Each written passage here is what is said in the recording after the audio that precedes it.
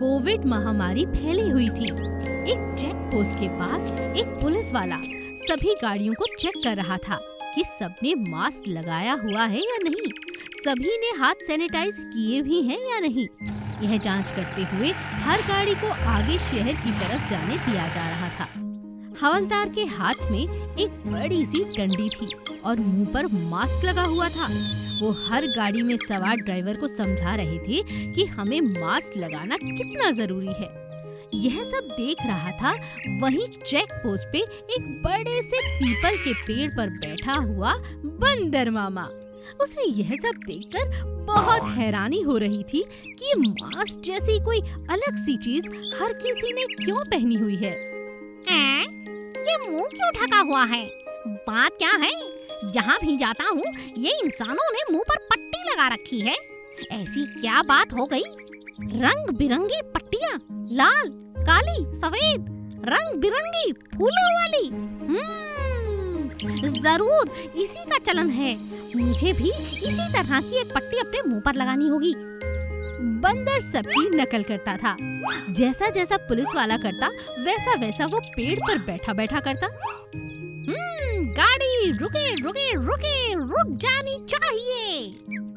हवलदार यह सब लगातार देखता रहता था कि पेड़ पर बैठा बैठा बंदर किस तरह से उसकी नकल उतारता है, लेकिन हवलदार कभी भी इस बात पर ज्यादा ध्यान न देकर अपने काम में ही मसरूफ रहता था। एक दिन रोटी खाने के समय हवलदार ने अपना डब्बा खोला और खाना खाना शुरू किया। उससे पहले उन्होंने अपनी छड़ी और मास्क निकालकर टेबल के साइड में रख दिए। बस इसी बात का फायदा उठाया बंदर मामा ने। वो तुरंत चोरी चोरी छुपके आया। हवलदार खाने में व्यस्त था, उसे पता ही नहीं चला और बंदर मामा ने उसका मास्क और छड़ी उठाई और उसे पहन के सड़क के बीचों बीच खड़ा हो गया। उसे देखकर हर कोई हंसने लगा। अब वो उसी तरह की हरकतें कर रहा था जिस तरह की हरकतें पुलिस और बाकी हवलदार करते थे।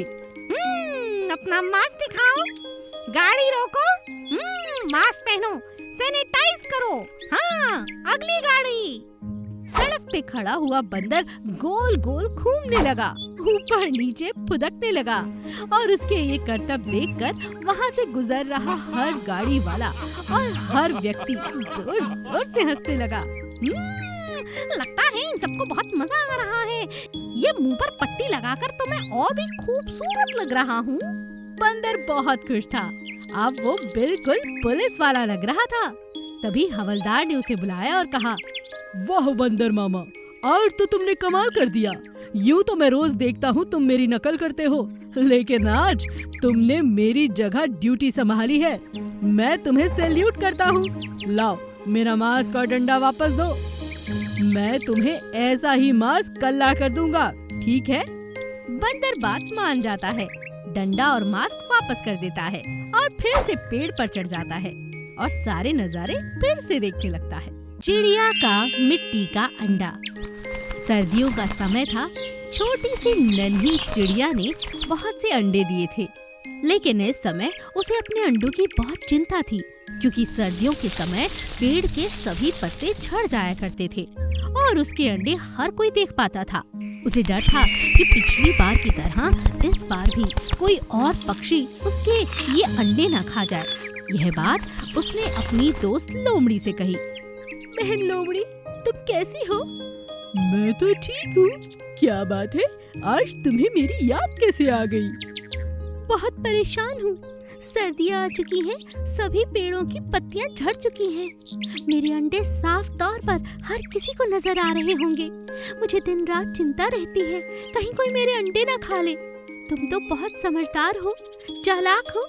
क्या तुम अपनी कोई ऐसी तरकीब बता सकते हो जिससे कि मेरे अंडे बच जाएं?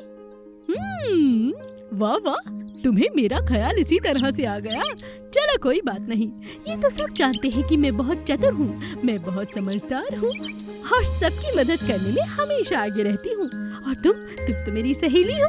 तो सुनो मेरी बात, देख रही हो ना, कहीं पर भी हरी पत्तियाँ नहीं है। तो चलो उसी रंग का अंडों को कर डालो जिस रंग की ये शाखाएं हैं। मैं कुछ समझी नहीं। अरे अरे, ये भूरे रंग की शाखा है। बस मिट्टी जैसे रंग के रंग दो अपने अंडों को और फिर देखो आसपास मिट्टी लाकर रख दो। किसी को बिल्कुल अंदाजा नहीं होगा कि ये अंडे हैं। ये आइडिया तो सच में मजेदार लगता है। चलो तुम मेरी मदद करो। मुझे पूरी उम्मीद है तुम्हारा ये उपाय बहुत काम आएगा और मेरे अंडे बच जाएंगे। चिड़िया ने लोमड़ी की बात मानकर अंडों को भूरे रंग का रख लिया, आसपास मिट्टी रख दी और इस तरह से बर्ताव करने लगी कि यहाँ पर कोई अंडा है ही नहीं। यूं तो चील हर रोज वहाँ से गुजरती थी, लेकिन उसे भी इस बात की भनक बिल्कुल न लगी कि वहाँ पर चिड़िया के अंडे हैं। लोमड़ी भी आसपास ही घूमती रहती और हमेशा चौकीदारी करती। और एक दिन लोमड़ी ने चिड़िया से कहा, क्यों बहन, क्या हाल है? कैसा चल रहा है हमारा उपाय? तुम्हारा सच में बहुत बहुत शुक्रिया बहन। आज मेरे बच्चे बाहर आ गए, बिल्कुल सुरक्षित। यह बात सुनकर लोमड़ी बहुत खुश हुई और खुशी के मारे रोने लगी। अरे तुम रो क्यों रही हो? मैं क्या करूं? सभी जंगल के वासी मुझे बहुत चालाक चतुर समझते हैं और दुष्ट भी, लेकिन तुमने मुझ पर बहुत भरोसा करके मुझसे उपाय मांगा, मेरी बात को माना। मैं तुम्हारा एहसान नहीं भूलना चाहती चिड़िया, तुमने मुझ पर विश्वास किया है। मैं सच में इतनी भी बुरी नहीं हूँ जितना बाकी के जंगल के जानवर मुझे समझते हैं। ये तो मैं जानती हूँ, इसीलिए तो तुमसे मदद लेने आई थी। कल मेरे घर में बड़ी दावत है, मेरे बच्चों की दुनिया में आने की खुशी में। तुम आओगी ना? हाँ हाँ, क्यों नहीं, मैं जरूर आऊंगी। सोनिया नाम की खूबसूरत सी लड़की अपने आंगन में खेल रही थी। उसके आंगन में बहुत सारे गमले थे जिन पर बहुत प्यारे फूल लगे हुए थे। हर रोज वहाँ पर रंग बिरंगी तितलियाँ आती। सोनिया उन्हें देखकर खूब खुश हो जाती।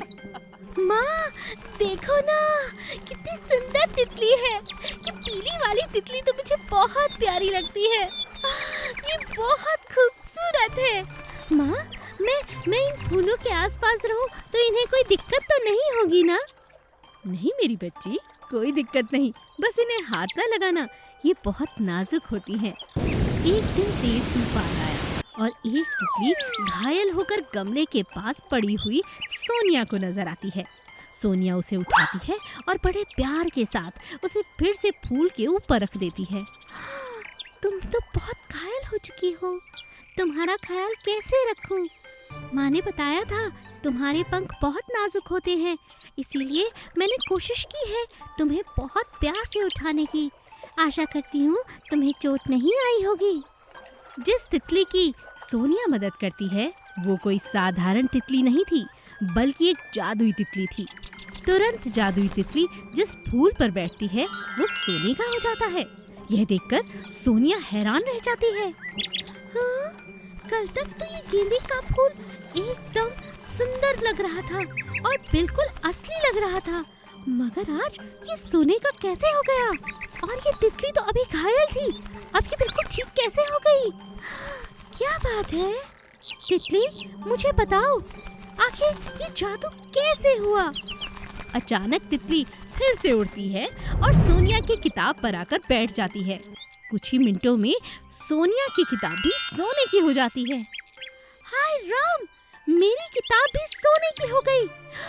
क्या कर रही हो तितली? जहाँ भी जाती हो, जिस चीज के भी ऊपर बैठती हो, वो सोने की हो जा रही है। आखिर बात क्या है? तभी तितली से आवाज आती है। सोनिया, तुम बहुत प्यारी हो, मैं तुम्हें बहुत पसंद करती हूँ। आज मेरा एक हादसे के कारण छोटा सा चोट लगा और मैं नीचे जमीन पर गिर पड़ी। अगर आज तुम मुझे ना उठाती तो मैं किसी के भी पैरों तले कुचली ली जा सकती थी।